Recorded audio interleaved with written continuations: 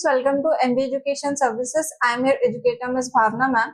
आज हम पढ़ेंगे इफेक्ट्स ऑफ आर्टिफिशियल रिपनिंग। ठीक है, आर्टिफिशियल रिपनिंग के बारे में और फोर्टिफिकेशन के बारे में हमने लास्ट वीडियो में बात करी थी। अब उसी रिपनिंग का क्या इफेक्ट पड़ता है जो केमिकल्स हम लोग यूज करते हैं आर्टिफिशियल रिपनिंग करने में, मतलब कि आर्टिफिशियल फ्रूट्स को पकाने के लिए। ठीक है, तो उससे कौन से एडवर्स इफेक्ट हमारी बॉडी पे हो सकते हैं, ह्यूमन बॉडी को वो कितना हार्म करते हैं।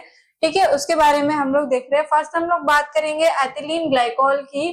तो ये क्या कर रहा है, डाई एथिलीन ग्लाइकोल जो है it is a toxic organic solutant. ठीक है, सॉल्वेंट होता है, बहुत ही ज्यादा टॉक्सिक मतलब हार्मफुल है हमारी बॉडी के लिए, दुष्प्रभावकारी है to acute renal failure and can cause death when ingested. ये क्या क्या कर सकता है, रीनल फेलियर की कंडीशन अराइज कर सकता है। ठीक है, हमने पढ़ा है हमारे जो एनाटॉमी एंड फिजियोलॉजी है उसमें हमें पता है कि रीनल फेलियर मतलब क्या हो जाएगा, आपका किडनीज का फेल होना।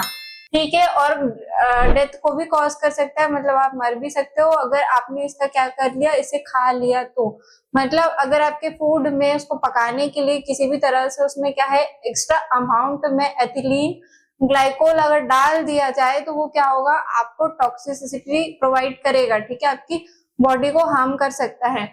इसके बाद में हम लोग देखेंगे इथेफॉन। इथेफॉन क्या कर रहा है, दे डिगार्ड्स इनटू मोनोक्रोसेटिक एसिड। ठीक है, ये क्या कर रहा है, मोनोक्लोरो एसिटिक एसिड को सिक्रीज कर रहा है which leads to burn injury। ठीक है, and fatal systematic poisoning on skin exposure. अब ये बर्न इंजरी कर रहा है मतलब आपके शरीर को जला सकता है और इसके साथ में क्या कर सकता है, पॉइजनिंग कर सकता है, मतलब जहर का प्रभाव डाल सकता है आपके शरीर पे। नेक्स्ट क्या देख रहे हैं हम लोग, केरोसिन। केरोसिन क्या कर रहा है, airway conductance of a healthy person reduces on inhaling SO2 या सल्फर डाइऑक्साइड फॉर 10 मिनट्स। ये क्या कर रहा है, एक हेल्दी पर्सन को क्या कर रहा है, बहुत ही ज्यादा हार्म कर रहा है जब हम सल्फर डाइऑक्साइड का क्या कर रहे हैं, इनहेलेशन, मतलब हमारी बॉडी के अंदर उसको जो हमारा रेस्पिरेशन प्रोसीजर है उसके थ्रू हम लोग उसको अगर सांस के अंदर ले लेते हैं तो। ठीक है, पल्मोनरी इंजरीज कर सकता है, that may also lead to death can occur on acute exposure to high concentration of sulphur dioxide. मतलब आप बहुत ही ज्यादा अमाउंट में सल्फर डाइऑक्साइड को क्या करो, इनहेल कर लो, रेस्पिरेशन के थ्रू ऑक्सीजन के साथ मिक्स करके अगर आप उसको सांस के अंदर ले लो तो आपका जो पल्मोनरी है वो डैमेज हो सकता है। पल्मोनरी मतलब आपके जो लंग्स है वो डैमेज हो सकते हैं। ठीक है, और इसके साथ में पल्मोनरी डैमेज से क्या होगा, आपका जो ब्लड सर्कुलेशन है, ब्लड प्यूरिफिकेशन है वो ठीक से नहीं होगा। ठीक है, इसलिए इसको क्या बोलते हैं हम लोग, पल्मोनरी डैमेज।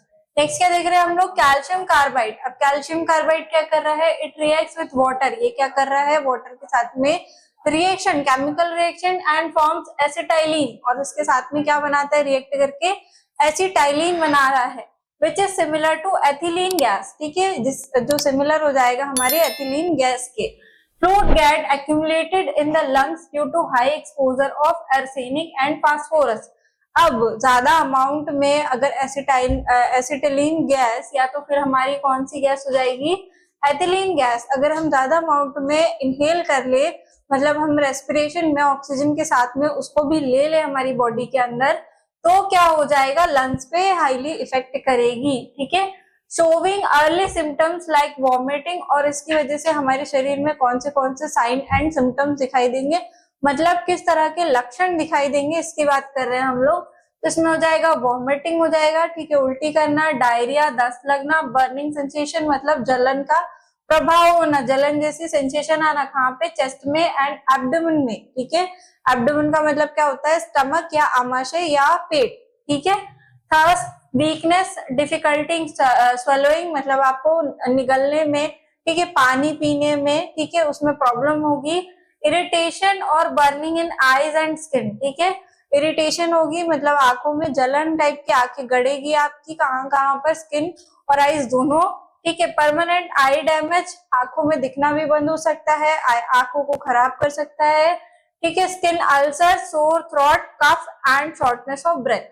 तो इस तरह के क्या है आपको साइन एंड सिम्टम देखने को मिल सकते हैं, लक्षण देखने को मिल सकते हैं जब क्या है कैल्शियम कार्बाइड आपकी बॉडी के अंदर एक लिमिटेड अमाउंट से ज्यादा अमाउंट में इनहेल हो जाए तो क्या है, हमारे इस तरह के इफेक्ट्स हम लोग देखेंगे। जो भी रिपनिंग आर्टिफिशियल अमाउंट का हम लोग अगर यूज करते हैं, फ्रूट्स को पकाने के लिए जो केमिकल्स का यूज करते हैं, उनका अगर इस्तेमाल एक स्टैंडर्ड जो हमें दिया हुआ है उससे ज्यादा हो जाए, तो ये इस तरह की कंडीशंस हम लोग देख पाएंगे। ठीक है, अब इसके बाद में हम लोग नेक्स्ट टॉपिक पढ़ रहे हैं पेस्टिसाइड्स। अब पेस्टिसाइड्स जो है वो क्या वर्क करते हैं हमारे लाइफ में, या फूड और जो क्रॉप्स हम लोग खा रहे हैं, अनाज खा रहे हैं, ठीक है, उसमें पेस्टिसाइड्स का क्या रोल होता है। अब पेस्टिसाइड्स हम सभी को जनरली पता है कि पेस्टिसाइड्स क्या होते हैं, एक ऐसे खरपतवार नाशक है या कीटनाशक जिनको हम हिंदी में कहते हैं। ठीक है,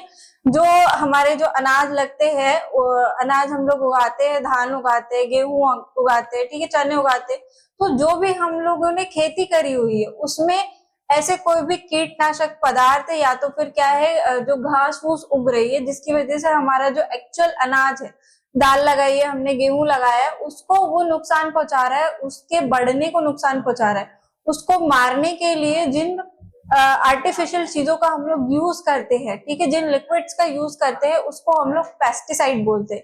अब ये पेस्टिसाइड नेचुरल भी होते हैं और केमिकल्स भी होते हैं। ठीक है, तो इसी के बारे में हम लोग देखने जा रहे हैं। तो वन वर्ड में पेस्टिसाइड का मतलब क्या हो जाएगा, कीटनाशक। ठीक है, जो हम लोग क्या करते हैं, यूज करते हैं हमारे खेतों के अंदर में फूड्स को, हमारे जो अनाज है, फूड क्रॉप्स, उनको बचाने के लिए। अब इसको थोड़ा सा अच्छे से डिटेल में एक बार समझ लेते हैं।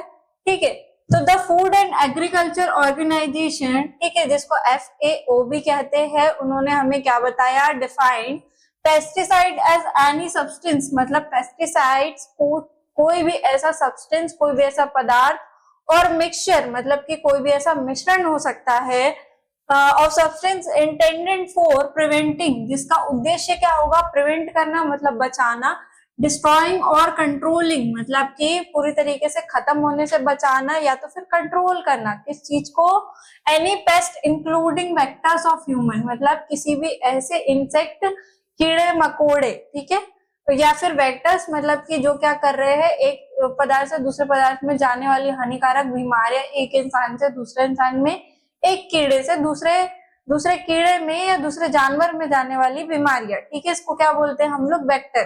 ठीक है, पेस्ट वेक्टर्स ऑफ ह्यूमन और एनिमल, डिसीज, ठीक है, कोई भी ऐसी चीज जो क्या करे, डिसीज को फैलाए।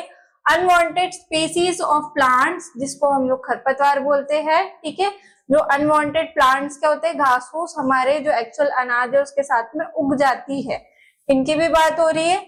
एनिमल्स कॉजिंग हार्म और इंटरफियरिंग विथ प्रोडक्शन, ठीक है, या फिर ऐसे कोई भी जानवर जो क्या कर रहे हैं, या इंसेक्ट जो कि हमारी एक्चुअल फसल को खा रहे, कीड़े, ठीक है, वो भी क्या करते हैं, फसल को खाते हैं, जो कि किस में इंटरफेयर कर रहे हैं, प्रोडक्शन में, प्रोसेस में, स्टोरेज में, ट्रांसपोर्ट में और मार्केटिंग ऑफ फूड। ठीक है, इतनी जो प्रोसीजर है उसमें इंटरफेयर कर रहे हैं, मतलब किसी न किसी की हानि कर रहे हैं। Agriculture commodities, would and would products और एनिमल फीड स्टफ्स और substance that may be administered to animal for control of insect, arachnids और other pets in or their bodies।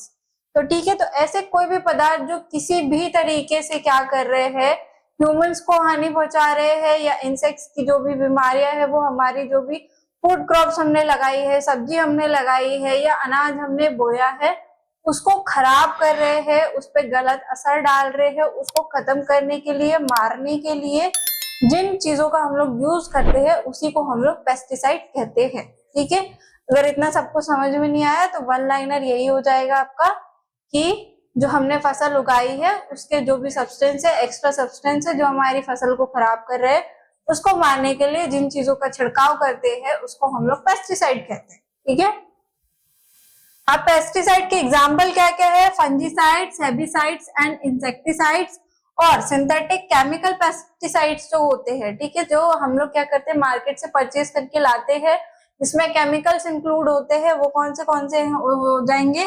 Glycophosphate, acephate, DEET, प्रोफेक्सर and metaldehyde, boric acid, DDT and malathion etcetera. तो इतने type के क्या हो जाएंगे, हमारे केमिकल वाले पेस्टिसाइड और नेचुरल पेस्टिसाइड्स के बारे में। ठीक है, पेस्टिसाइड्स टॉपिक के बारे में हम लोग आगे पढ़ेंगे कि उसके टाइप्स क्या क्या होते हैं और उसके इफेक्ट्स क्या होते हैं। ठीक है, अब हम देखेंगे टाइप्स ऑफ पेस्टिसाइड्स की, कितने टाइप के पेस्टिसाइड्स है, उसका डिविजन क्या क्या है। ठीक है, तो फर्स्ट देख रहे हैं based on types of pest they kill, मतलब कि ऐसे कौन से पेस्टिसाइड्स है, कीटनाशक है जो किस टाइप के जो खरपतवार है उसको मारने का काम करते हैं। पेस्ट मतलब खरपतवार। ठीक है, तो इंसेक्टिसाइड्स क्या करते हैं, इंसेक्ट्स को किल करेंगे। हर्बिसाइड्स प्लांट्स को किल करते हैं, मतलब जो एक्सेसिव अमाउंट में प्लांट ग्रो कर गए हैं हमारी फसल के साथ में, क्रॉप के साथ में, उसको किल करने का काम। ठीक है, नेक्स्ट देख रहे हैं हम लोग रोडेंटिसाइड, जो रोडेंट्स को, मतलब जो रैट होते हैं, माउस होते हैं, है ना, चूहे, इनको क्या है, किल करने का काम करेंगे।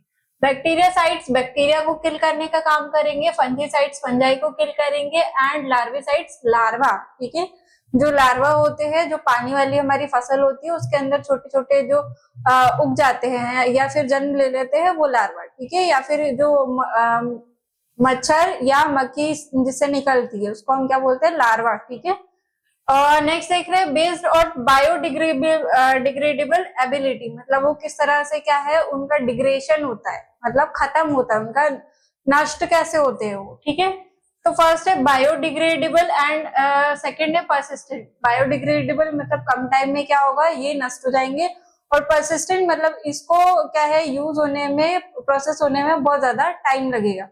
नेक्स्ट देख रहे हैं based on their chemical composition, अब बनावट के आधार पे केमिकल्स उसमें कौन से डाले गए हैं उनके आधार पे हमको कुछ बताए गए हैं, जिसमें है ऑर्गेनोफॉस्फेट्स, ठीक है, कार्बामेट्स एंड ऑर्गेनोक्लोरीन इंसेक्टिसाइड्स, पायरेथोराइड, ठीक है, सल्फोनो यूरिया हार्बिसाइड्स एंड बायोपेस्टिसाइड्स। अब ये सारे पेस्टिसाइड्स ह्यूमन बॉडी के नर्वस सिस्टम को बहुत ज्यादा इफेक्ट करने का काम करते हैं, क्योंकि इनके अंदर क्या है, केमिकल इंजेस्टेड है। ठीक है, तो हमने जब पेस्टिसाइड पढ़ा है, इसके पहले हमने पढ़ा था फूड ड्रिपनिंग के बारे में, तो कुछ पेस्टिसाइड्स क्या कर रहे हैं, सॉइल की गुणवत्ता को भी कम करते हैं, इसके साथ में ही जो फूड्स है उसको भी क्या करेंगे, जल्दी जल्दी ग्रो करते हैं, है ना, तो उसकी गुणवत्ता भी क्या होती है, कम होती है। ठीक है, और हमारा नर्वस सिस्टम भी कहीं ना कहीं इससे अफेक्ट होता है, क्योंकि हम किसी न किसी रूप में केमिकल का कंजप्शन कर रहे हैं, उसको खा रहे हैं। ठीक है, यूज ऑफ पेस्टिसाइड, अब यूज क्यों करते हैं पेस्टिसाइड्स का, कहाँ होता है, they control paste and plant disease vector. ठीक है, ऐसे क्या है, जानवरों को, पेस्ट को, खरपतवार को किल करते हैं, मारने का काम करते हैं, या उनकी बीमारियों को मारते हैं जो कि हमारी फसल के लिए हानिकारक होती है। नेक्स्ट देख रहे हैं they control human live stock disease vectors and nuisance organism, मतलब ऐसे ऑर्गेनिज्म को वो किल कर रहे हैं जो कि क्या है, ह्यूमन से आ रही है प्लांट्स के अंदर, या तो फिर अदर इंसेक्ट से प्लांट्स के अंदर में डिसीज कंडीशन आ रही है, या तो फिर प्लांट से ह्यूमंस में डिसीज कंडीशन जाने की संभावना है। ठीक है, they control organism that may harm other human activities and structure. ठीक है, तो ये और क्या कंट्रोल कर रहे हैं, ऐसी चीजों को कंट्रोल कर रहे हैं जिससे ह्यूमन को हार्म हो। ठीक है, अब हम लोग नेक्स्ट देखेंगे इफेक्ट्स ऑफ पेस्टिसाइड, क्या क्या इफेक्ट होते हैं, प्रभाव पड़ता है पेस्टिसाइड से। तो फर्स्ट है the toxic chemical present in pesticide are purposely released in the environment, each pesticide is intended to kill a pest, मतलब कि क्या करेंगे, अगर हम बहुत ज्यादा अमाउंट में, ठीक है, 1 एकड़ खेती, 2 एकड़ खेती है हमारे पास में, तो उसमें उतने अमाउंट के हिसाब से कि हमें कितनी लगेगी, उसको मिक्स करके फिर हम लोग क्या करते हैं, खरपतवार डालते हैं ना, कीटनाशक को हम लोग डालते हैं खरपतवार पर। ठीक है, तो ये क्या होता है, लार्ज साइज में पेस्टिसाइड्स को डालते हैं, और इसका यूज हम लोग क्यों कर रहे हैं, क्योंकि हमको जो पेस्ट है, खरपतवार उग गई है हमारे खेतों में, उसको किल करने का काम करना है। ठीक है, नेक्स्ट क्या है, pesticide have been associated with human health hazard varying from short term effects to chronic effects. अब पेस्टिसाइड क्या है, हमारी ह्यूमन की हेल्थ के साथ में रिलेटेड है, क्योंकि उसको क्या करते हैं, जैसी फसल कटती है उसके बाद में मार्केट में आएगी, वही फसल बिकेगी, फिर उसके बाद हमारे घरों में आएगी, उसी का अनाज हम बना के भोजन के रूप में खाएंगे। तो ये हमारी जो हेल्थ है, अगर पेस्टिसाइड बहुत ही ज्यादा हार्मफुल होंगे, हार्मफुल टॉक्सिक केमिकल्स उसके अंदर एक्स्ट्रा अमाउंट में अगर एड ऑन होंगे, तो वही हमारे फूड में भी आएगा और हमारी हेल्थ को कहीं ना कहीं इफेक्ट करने का काम करेगा। ठीक है, नेक्स्ट है use of pesticide reduce the general biodiversity in soil, ठीक है, बायोडाइवर्सिटी को कम करता है, मतलब जो हमारी मिट्टी की गुणवत्ता है, सॉइल मतलब मिट्टी, मिट्टी की जो गुणवत्ता है उसकी जो एक्चुअल पोटेंशियल है पानी को अब्जॉर्ब करने की या पौधे को होल्ड करके रखने की, पकड़ के रखने की, वो भी क्या होती है, कम होते जाती है, ठीक है। तो ये 3 इफेक्ट्स हो सकते हैं किसके, पेस्टिसाइड्स के, ह्यूमंस पे, प्लांट्स पे एंड मिट्टी पे, ठीक है। इसके बाद में हमारा नेक्स्ट टॉपिक क्या हो जाएगा, जेनेटिकली मॉडिफाइड फूड, ठीक है, जिसको हम क्या कर रहे हैं, उसके आनुवंशिकता को चेंज कर रहे हैं, उसके कैरेक्टरिस्टिक्स को चेंज कर रहे हैं, ऐसे खाने के बारे में हम लोग बात करते हैं। तो फर्स्ट है food manufactured via genetically modified organism are termed as genetically modified food, मतलब किन खाद्य पदार्थों को हम लोग जेनेटिकली मॉडिफाइड फूड कह रहे हैं, जिनके हम लोग जेनेटिकल मॉडिफाइड ऑर्गेनिज्म, मतलब उसकी जो गुणवत्ता है उसको हमने किसी न किसी रूप में चेंज कर दिया। अब इसको एग्जांपल के थ्रू समझते हैं। Oil used as a cooking medium ready to eat snack, ठीक है, हम लोग तेल का यूज करके सब्जियों को पकाते हैं तो कहीं ना कहीं उसकी गुणवत्ता को कम या ज्यादा करते हैं। अगर हम एक्स्ट्रा ऑयल में हरी सब्जियों को पका के खाएंगे तो हमको ऑयल मिलेगा या वो हरी सब्जियों के अंदर का आयरन और विटामिन मिलेगा, ठीक है, कमेंट सेक्शन में बताना। तो ये क्या है, हम लोग किसी भी सब्जी का या तो फिर किसी भी जूस का, फ्रूट का, उसकी जो गुणवत्ता को कम या ज्यादा कर रहे हैं उसको कहते हैं हम लोग जेनेटिकल मॉडिफिकेशन ऑफ फूड, ठीक है। यहाँ पे समझ में आ रहा है हमको कि जेनेटिकली मॉडिफाइड एक प्रोडक्ट है हमारे पास में, एक सब्जी है हमारे पास में, मान लो पालक है हमारे पास में। अब पालक को काट के हमने एक्स्ट्रा ऑयल में कुक किया, जितने अमाउंट में हमको लगना चाहिए उससे ज्यादा तेल हमारी सब्जी में ऊपर से झलकता हुआ दिखाई दे रहा है। तो जो पालक के अंदर का आयरन है, जो विटामिन है, वो हमारी बॉडी में ना जाते हुए कोलेस्ट्रॉल हमारी बॉडी के अंदर जाएगा, ठीक है। तो ये क्या है, जेनेटिकल मॉडिफिकेशन ऑफ फूड, मतलब हमने उसकी गुणवत्ता को ही हमारे हाथों से कम कर दिया, ठीक है। नेक्स्ट देखते हैं हम लोग क्या बता रहे हैं, जेनेटिकली मॉडिफाइड क्रॉप्स। अब यहाँ से समझ जाओ जेनेटिकली मॉडिफाइड फूड मतलब क्या है, फूड को हम लोग कैसे उसकी गुणवत्ता को कम कर रहे थे हमारे घर के अंदर, हमारे हाथों से हम कम कर रहे हैं। वैसे ही सिमिलर क्या कर रहे हैं क्रॉप्स के साथ में। क्रॉप मतलब हमारे जो अनाज, ठीक है, जो अनाज हम बोते हैं, खेतों में बोते हैं, ठीक है। Genetically modified crops are developed and marketed to producers and consumers because of certain advantages। मतलब ये क्या कर रहे हैं, जेनेटिकली मॉडिफाइड क्रॉप्स ऐसे क्रॉप जिसमें बहुत बड़ा लैंड खरीद लिया गया है, जैसे मान लो आटे की कोई कंपनी है, ठीक है, आटा बेचती है आर्टिफिशियल, ठीक है। तो अब उस आटे वाली कंपनी ने आर्टिफिशियल जो आटा बेच रही है, ठीक है, आपके शहरों में आपको हर एक दुकान पे जाकर के आप जो ले रहे हो 150-200 का जो आटे का पैकेट लेके आ रहे हो, ठीक है। अब उस आटे का पैकेट वो कहाँ से बन रहा है, वो अनाज से ही बन रहा है, अनाज से चक्की से पीस के वो आएगा। पर वो जो अनाज है, वो जो अनाज आ रहा है किसके खेत से आ रहा है, किसान के खेत से।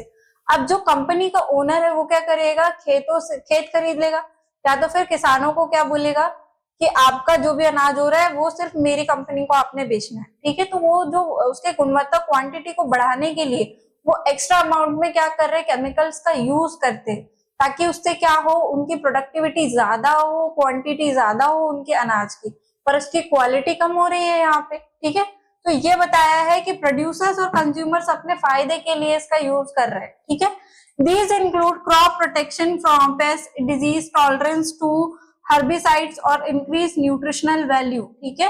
तो इतनी चीजों की बात हो रही है यहाँ पे, जिसमें अपना न्यूट्रिशनल वैल्यू भी आ गया, पेस्टिसाइड्स का भी यूज ज्यादा कर रहे हैं, हर्बिसाइड्स का भी यूज ज्यादा कर रहे हैं, ठीक है। तो ये क्या हो गया जेनेटिकली मॉडिफाइड क्रॉप्स के बारे में, जैसे कि जेनेटिकली मॉडिफाई कर दे रहे हैं हम लोग किसको, क्रॉप को, अनाज को, उसकी गुणवत्ता जो एक्चुअल है उसमें अल्टरेशन कर रहे हैं कंज्यूमर्स, मतलब जो हम खाने वाले हैं, और प्रोड्यूसर्स मतलब कि जो उसको उगा रहे हैं, ठीक है। तो इसके नेगेटिव एंड पॉजिटिव पॉइंट्स क्या होंगे ये हम लोग आगे देखेंगे।